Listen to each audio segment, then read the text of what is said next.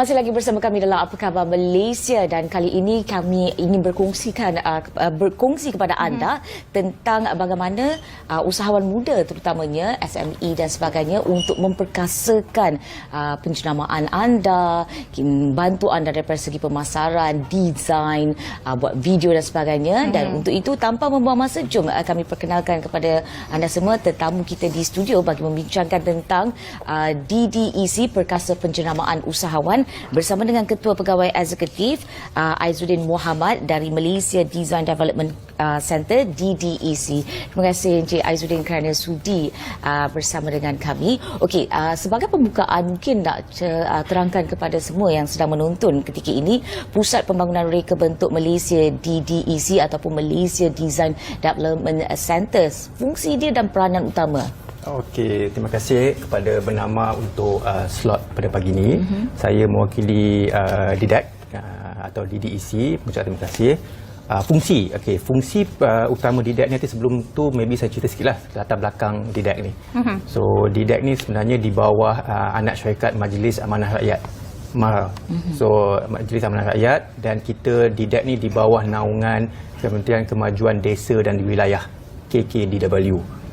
So kita ni anak syarikat government, di mana fungsi DDEC ni ditubuhkan adalah untuk menjadi penyelaras kepada aktiviti reka bentuk untuk dalam pelbagai bidang, untuk memberi tambah nilai kepada ke arah pengkomersialan produk tempatan, dan maybe insya-Allah untuk ke peringkat antarabangsa. Kalau kita tengok di depan ni produk-produk usahawan, sebelum ni maybe usahawan desa selalunya packaging mungkin tak berapa menarik. Jadi DDEC bantu usahawan ni macam mana nak menjenamakan semula produk supaya boleh di sama level dengan produk antarabangsa. Tu fungsi dan peranan DDEC. Baik, kita tahu juga bahawa DDEC ini adalah bawah MARA, dan kita tahu juga Pusat Reka Bentuk Negara ini, bagaimana kita nak dapatkan servis-servis dia? Oh, okey. In term of macam mana nak dapatkan servis, satu of course lah website DDEC, www.ddec.my. Itu salah satu I think yang utama untuk mendapatkan maklumat. Yang kedua, kita banyak bekerjasama dengan kementerian dan agensi. Yang mana di mana kita, kalau kita tengok produk perkhidmatan DDEC ni ada dua cabang dia. Satu, pembangunan usahawan. Dan yang cabang yang kedua, kita ada pembangunan jenama. So di mana dalam pembangunan usahawan ni dia ada komponen satu didana, kita panggil didana lah, di mana agensi yang ada menyediakan dana untuk pembangunan produk usahawan. Jadi usahawan bekerjasama dengan agensi, contohnya MARA, kita di bawah MARA, usahawan di bawah MARA, dan kita sebagai anak syarikat bahagian design, kita bantu usahawan menggunakan dana daripada kementerian. Itu salah satu perkhidmatan yang kita sediakan. Dan yang kedua, dalam pembangunan usahawan ni kita ada dilatih. Dilatih ni di mana kita menyediakan latihan berkaitan pembangunan produk dan jenama. Itu yang pertama. Dan yang kedua ni, kalau tadi perkhidmatan DDEC yang kedua ialah pembangunan jenama. Pembangunan jenama ni kalau kita tengok dia punya skop dia luas. Skop dia macam-macam. Cuma mungkin setengah usahawan ni dia ingat nak bangunkan produk ni ada packaging, ada logo, jalan. Tapi mungkin dia tak sedar satu komponen dalam pembangunan jenama ni, ada strategi identiti dan strategi jenama. Sebelum nak keluarkan produk ni, kalau saya tunjuk ni, kenapa packaging macam ni, kenapa logo macam ni, kenapa warna macam ni, siapa target market dia. Yang tu mungkin tak ramai usahawan sedar. Dan kepentingan membangunkan strategi dan identiti tu sebelum mengeluarkan produk di pasaran. Yang tu salah satu peranan yang DDEC cuba nak champion lah. We want to be champion in this sektor bahagian ni, supaya usahawan faham. Tak nak nanti dah berniaga, dah setahun, 2 tahun, tak boleh lingkup sebab dia tak ikut proses yang betul daripada awal. Dan kalau kita lihat, dia ada reka bentuk grafik, digital, bentuk dalaman, fotografi, videografi, dan juga pengurusan acara. Kalau daripada segi pemasaran pula, bagaimana? Adakah DDEC akan terus membantu mereka ataupun tidak? In term of pemasaran, DDEC lebih kepada creative design agency. Kita bantu dalam komunikasi visual. So di mana kalau kita tengok sekarang ni Facebook, Instagram, visual tu penting. So kita lebih fokus kepada the visual communication. But kalau in term of influencer ke marketing, kita tak ada, tapi kita bekerjasama. Kita bekerjasama dengan kita punya partner-partner untuk menawarkan perkhidmatan kepada usahawan. Cik Azzuddin tadi ada sebut mengenai pembangunan usahawan, salah satu teras DDEC untuk membantu usahawan-usahawan IKS terutamanya. Ada juga saya berpeluang untuk baca sedikit daripada website.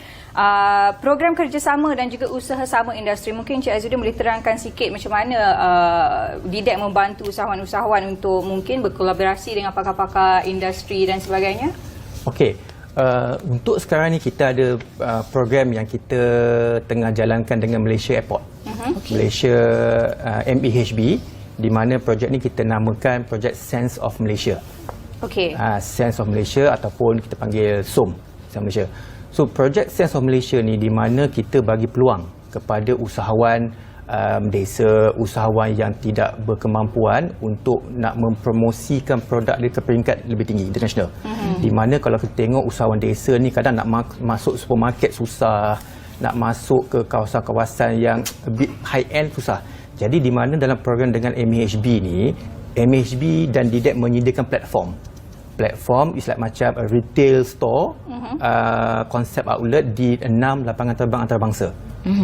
Di Langkawi, Pulau Pinang, Kuching, Kota Kinabalu, KLIA 1 dan KLIA 2. Ini 6 lapangan terbang antarabangsa di mana usahawan selepas ni akan berpeluang untuk meletakkan produk mereka di airport.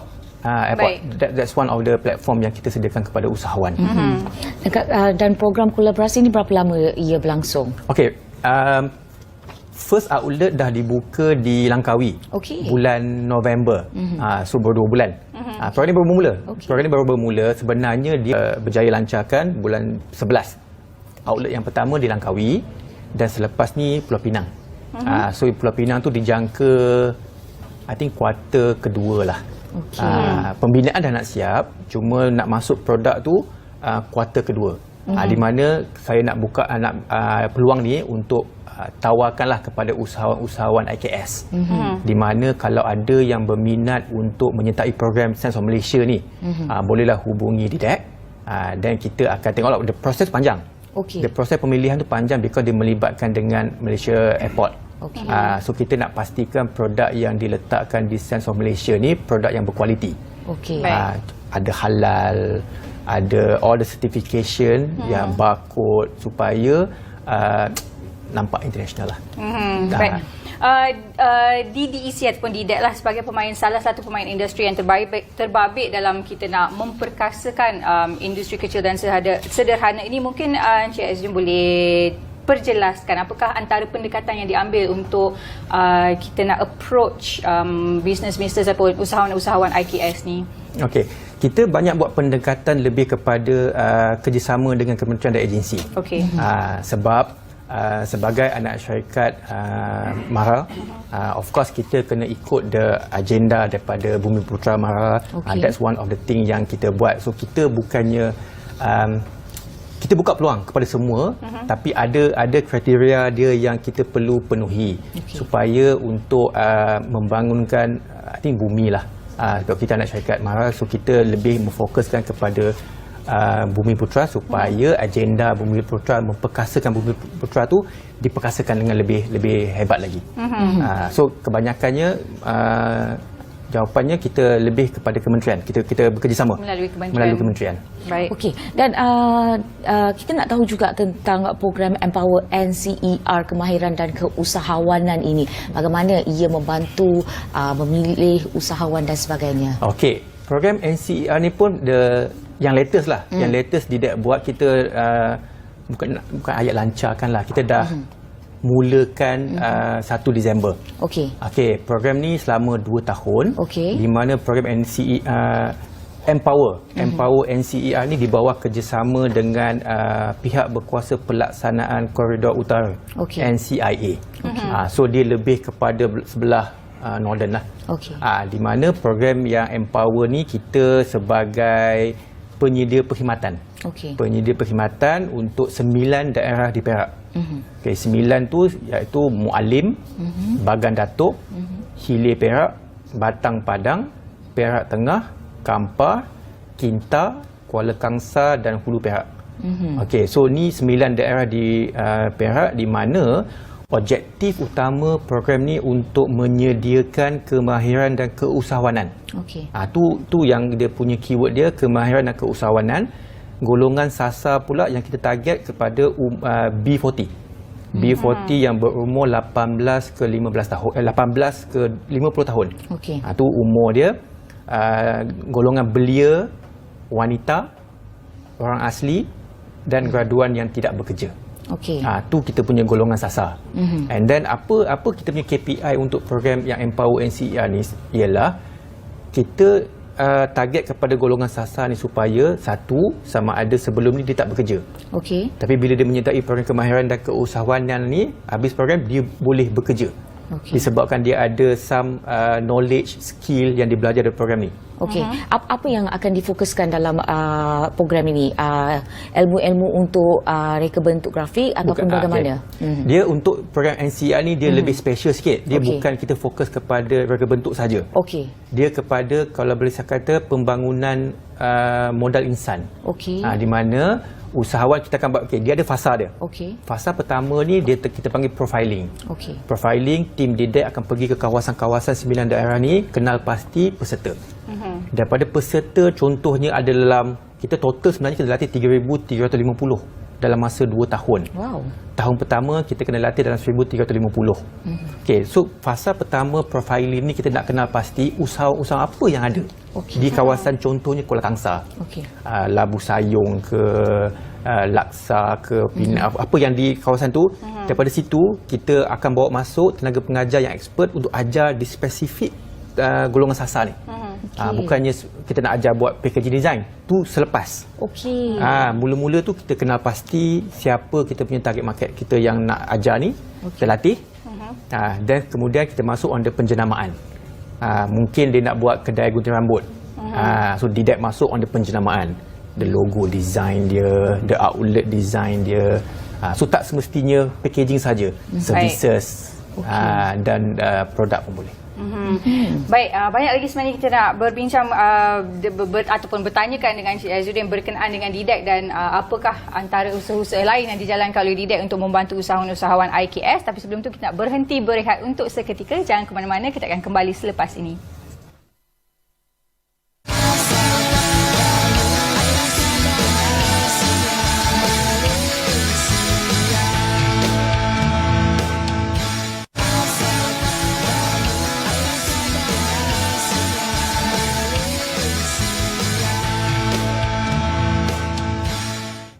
Okey, terima kasih. Masih lagi bersama kami dalam Apa Khabar Malaysia dan kita masih lagi berbicara bersama dengan tetamu kita, Cik Aizudin Mohamad, tentang penjenamaan semula yang akan dibantu oleh DDEC ataupun Malaysia Design Development Centre. Dan sebelum kita berakhir tadi, kita ada berborak tentang program Empower NCER, apakah golongan sasarannya dan sebagainya.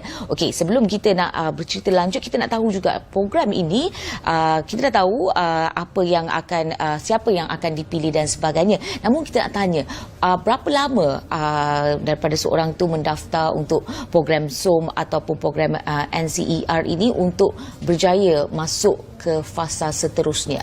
Okey, terima kasih. Okey, untuk program Sense of Malaysia atau SOM ni, dia tak ada limit time, tapi untuk setiap usahawan tu dia ada cycle dia. Okey. Contohnya kita ada 100 usahawan. Okey. Cycle pertama ni kita bagi 6 bulan yang pertama dan untuk jual produk di Sense of Malaysia. Dalam masa 6 bulan kita akan evaluate performance. Kalau ke performance of the product tu boleh jual banyak, laku, ada demand, we continue. Okey. Tapi lepas 6 bulan kita akan bagi peluang kepada usahawan lain pula masuk. Okey. Usahawan. And then dalam SOM ni saya tak maklum kata dia ada 2 komponen. Satu kita panggil kuih kita. Dan yang kedua kita panggil himpun. So kuih kita ni, dalam kuih kita komponen produk makanan. Makanan dan minuman. Dan himpun pula lebih kepada lifestyle. Fashion. Kalau contohnya macam subang, rantai, craft tangan. So tu produk dalam kategori himpun. So dua bahagian dia. Nanti kan saya tak maklum tadi, semua ingat produk makanan saja. Tak, dia ada 2 komponen dekat sini. Himpun dan kuih kita. Okey, dan kita tengok sini 6 outlet SOM tersebut akan berjalan selama 3 tambah 2 tahun. Maknanya setiap usahawan itu, walaupun kita ada 6 bulan cycle tu, tapi produk boleh berada di outlet-outlet di lapangan terbang ini selama mungkin hampir 5 tahun. Macam tu. Okey, Wow. program ni dia daripada MAHB support. Okey. So 3 tambah 2 tahun tu, 5 tahun tu kita punya KPI kita lah. Okey. Kontrak kepada DIDAC untuk melaksanakan Sense of Malaysia ni di 6 lapangan terbang antarabangsa. So usahawan pun kalau produknya cantik, bagus, dan 5 tahun tu dia boleh berada di 6 lapangan terbang antarabangsa. Dari segi dari segi penjenamaan tu memang DIDAC dah bantu. Dari segi pemasaran pula, kalau produk-produk yang ada dekat di Sense of Malaysia ni, adakah DIDAC bantu juga atau bagaimana? Okey, in term of pemasaran, macam saya maklumkan awal tadi, dia ada 2 jenis lah. Kita bantu dalam pemasaran visual. Baik. Visual communication. So kita ada website Sense of Malaysia, kita ada Facebook Sense of Malaysia, Instagram, di mana di situ kita akan promote visual dan video berkaitan produk. Tapi untuk yang lebih pemasaran yang lebih lanjut, kita pun galakkan kepada usahawan jugalah. Tak boleh bergantung 100% kepada DIDAC. Kita sudah bantu penjenamaan dan kita pun minta usahawan pada masa yang sama mempromotkan produk masing-masing. Setakat ni mungkin Encik Aizudin boleh tak bagi tahu kita berapa ramai ataupun berapa banyak jenama yang ada mungkin dalam bawah program SOM ni sendiri? Untuk fasa pertama ni kita sudah ada 59 usahawan. Dia ada 3 komponen tau. Dia ada 3 komponen dalam program SOM ni. Komponen pertama daripada kementerian. Kementerian provide dana untuk bantu usahawan menjenamakan produk. So ada 59. Okey. Yang produk yang komponen yang kedua kita panggil anchor tenant. So kita juga bagi peluang kepada usahawan ataupun produk yang ada, dia nak ambil some portion of the Sense of Malaysia tu, dia punya sahaja. Okey. Dia tak nak berkongsi dengan lain. So kita panggil anchor tenant. Pun boleh. Dia boleh mohon untuk jadi anchor tenant, aku tak nak produk lain. Aku je kat situ. Pun boleh. Dan yang ketiga kita panggil consignment. Okey. Consignment di mana dia bukan produk bawah kementerian, dia ada produk, kita evaluate, oh cantik ni, ada market. Tu kita boleh letak, tapi kita ambil margin, kita charge sikit lah. Ada percentage kita ambil daripada produk consignment tu. Baik. Baik. Kalau kita dah tahu pasal SOM kan, kita nak tahu juga pasal program Empower NCER ni, dia memang projek perintis di utara dulu ke dia akan pergi ke negeri-negeri lain ataupun memang fokus di utara dulu? Okey, di utara sebab dia bawah NCER Northern. Okey. Dia memang fokus kawasan Perak, Pulau Pinang, Perlis, Kedah. That's the Northern. Okay. So yang program yang DIDAC dapat Empower ni, dia ada banyak package. Okey. So ada package 3. Okey. So kita fokus di 9 daerah ni. Alright. Okey. So, saya pasti ramai di luar sana dah berminat nak masuk SOM lah, nak masuk program NCER dan sebagainya. Bagaimana mereka boleh menerima banyak maklumat, nak join macam mana. Fasa yang paling penting, percuma ke tak? Okey, terima kasih. Dia ada 2 untuk Sense of Malaysia ni. Kalaulah kita ambil yang program kementerian tu, most of the cost tu akan dibiayai oleh kementerian. Okay. So usahawan kena bayar sikit saja. Ada bayar sikit. Dan untuk consignment usahawan kena bayar. Tapi untuk program NCER totally percuma. Okey. So jadi kalau belia ibu tunggal yang berada di 9 daerah tadi yang saya maklumkan tadi, boleh pergi kepada ketua kampung, pejabat mara daerah, kepada pegawai daerah kawasan masing-masing, bagi tahu kata kita nak mohon untuk program Empower NCER ni. Okey. So memang kita sekarang ni fasa 1 ni kita tengah cari participants. Okey. Kita tanya participant, sebenarnya kita nak bantu. Tapi kalau dia duduk saja tak ada buat apa-apa, dia pun kena jugalah. Kena buat something, kita nak bantu, tapi pada masa sama belia ni pun kena pada masa sama kena ada jugalah Inisiatif. Ada effort tu. Ada target tak berapa orang usahawan yang nak tahun pertama ni 1,000. 1,000, okey. 1,000 so peluang banyak lagi ni. Memang terbuka sebab now ini berapa bulan? 29, 28. Kita baru buka bulan ni. Kita baru start bulan 12 baru mula buka penyertaan lah. Baik. So kita nak banyak lagi supaya objektif dia terlaksana lah. Objektif terlaksana. Baik, Encik Azrin mungkin boleh bagi tahu kita informasi mana nak dapatkan maklumat lebih ataupun di mana kita nak berhubung dengan DDEC macam mana? Okey, kalau untuk maklumat lanjut boleh WhatsApp ataupun call di talian 019 222 3300. 019 222 3300. Kita punya tim akan jawablah segala persoalan. Kalau yang berminat SOM, Sense of Malaysia, kita memang mengalu-alukan. Kita banyak nampak produk Malaysia ni yang berkualiti, yang boleh diketengahkan. So kalau boleh ada yang berminat, boleh hubungi DDEC tadi 0922233300 ataupun untuk maklumat lanjut boleh di laman web DDEC www.ddec.my. Baik. So, untuk maklumat lanjut. Dan untuk program Empower NCER tu pula macam mana? Ada laman web juga? Sama. Kita gabungkan satu contact point lah. Contact DDEC tadi, nombor yang saya bagi, dan kita punya tim akan menjawab lah. Baik. Baiklah, terima kasih Encik Aizudin Mohamad, Ketua Pegawai Eksekutif Malaysia Design Development Centre DDEC ataupun DDEC atas perkongsian tersebut, dan kepada anda semua yang berminat cepat-cepat pergi ke laman web www.ddec.com.my. Peluang terbuka untuk 1,000 usahawan IKS di luar sana. Jadi jangan lepaskan peluang ini, telah pun disediakan untuk anda di luar sana. Baik.